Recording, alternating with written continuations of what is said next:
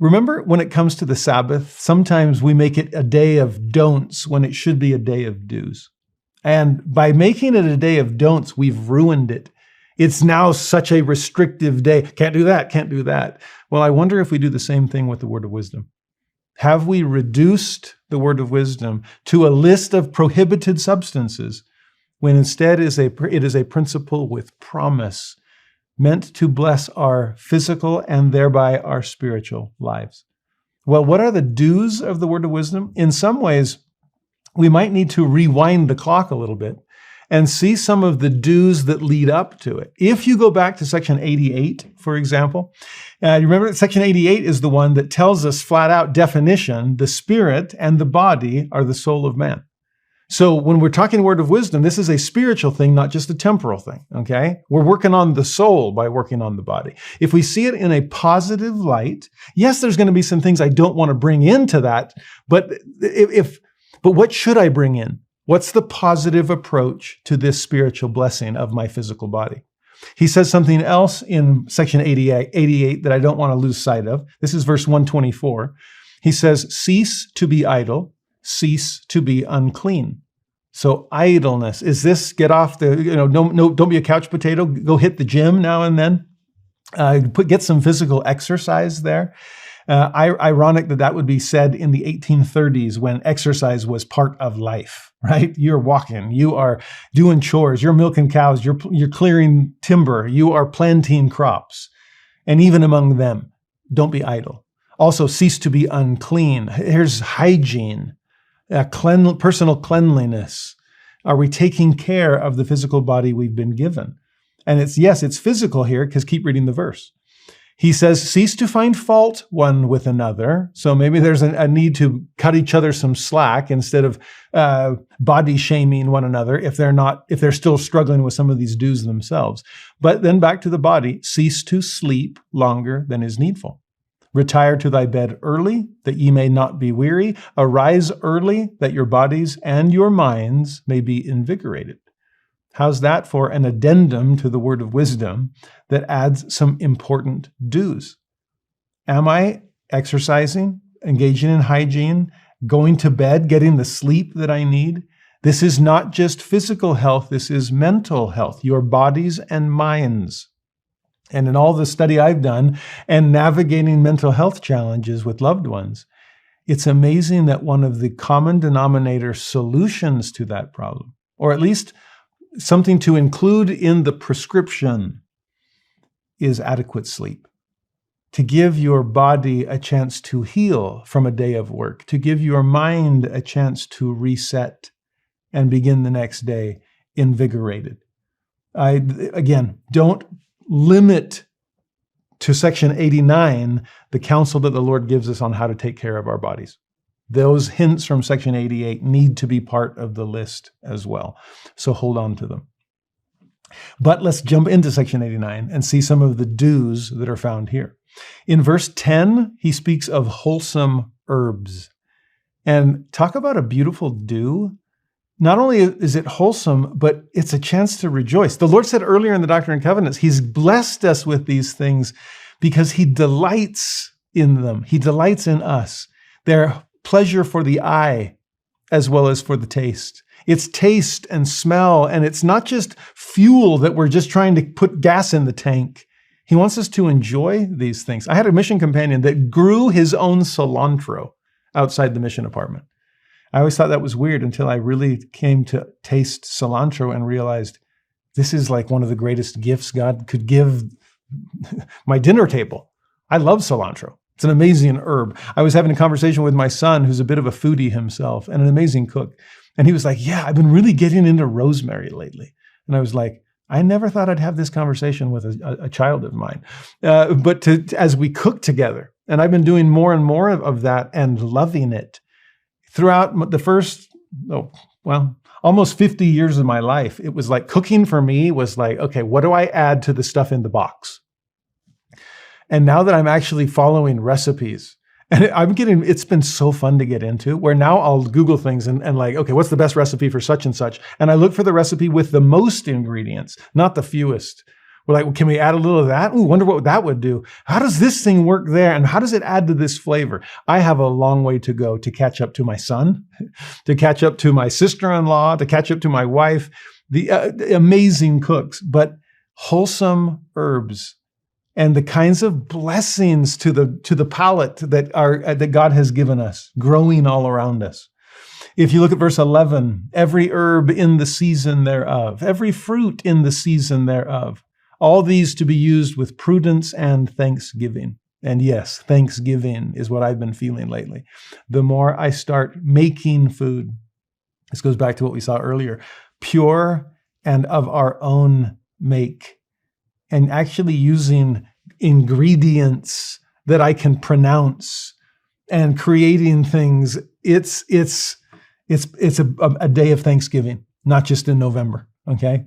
I also want to wrestle with that phrase, though, in the season thereof. Now, I don't think it's a sin to eat fruit out of season, okay? If it is, wow, we got a lot to work on. But I wonder, in terms of the Thanksgiving side of things, I also wonder about what we saw earlier on about conspiring minds in the last days that are going to use commercialism and consumerism to get us to buy things that aren't very nutritious. What's interesting is if we're eating fruit or herbs out of season, what has to be done to make it edible? Now, the miracles of flash freezing have preserved so many nutrients within the food supply and allowed us to have fruits and vegetables all throughout the year. That's a good thing.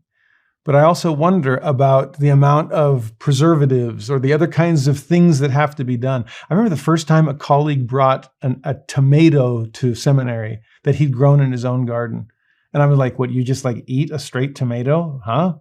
But when I sliced into it and ate, I remember thinking, what do supermarkets do to take that much flavor out of tomatoes? And it goes beyond tomatoes. It's what has to be done to pick things before they're ripe so we can get them to the supermarket in time before they're rotten. And I wonder, have I lost out on so much of what that food is supposed to be doing for me because it's out of season? It's not of my own make. It's not pure.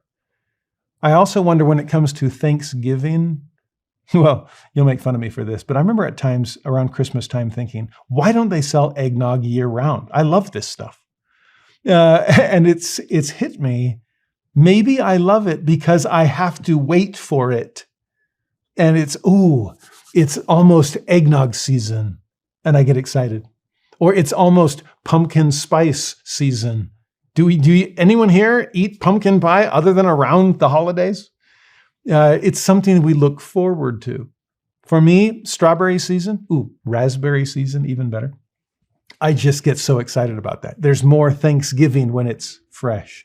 What about peach season? And I know I'll get a peach pie or a peach milkshake. I know there's some things in there I probably shouldn't. But you understand what I'm saying here? To me, there's something worth wrestling with that phrase, in the season thereof.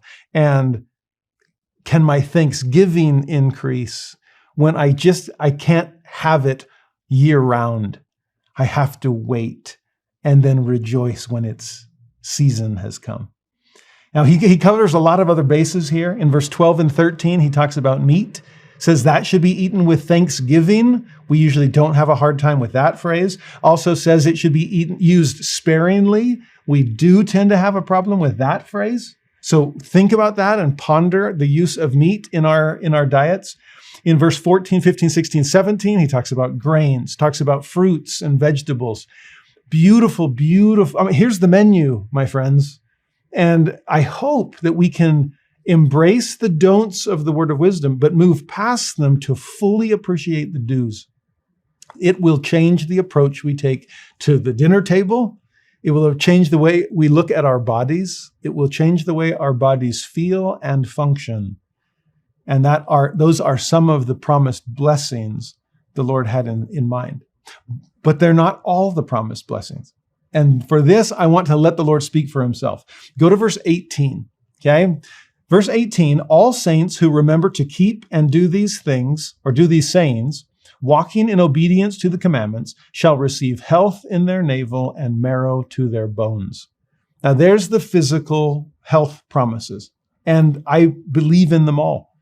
When I was in high school and ran track, I would pray silently before every race. Heavenly Father, I keep the word of wisdom. Please help me run and not be weary, and walk and not faint. Well, I was always weary by the end of the race, but at least I finished them all. And there's something about that trusting the body because you take care of it. Remember we talked about regular maintenance a couple weeks ago? Well, how about regular maintenance for the physical body? It's going to house our spirit for not just this life, but the life to come. So how are we showing God how much we value it, appreciate it, and care for it to the point of being ready for its renewal in the resurrection? So keep that in mind.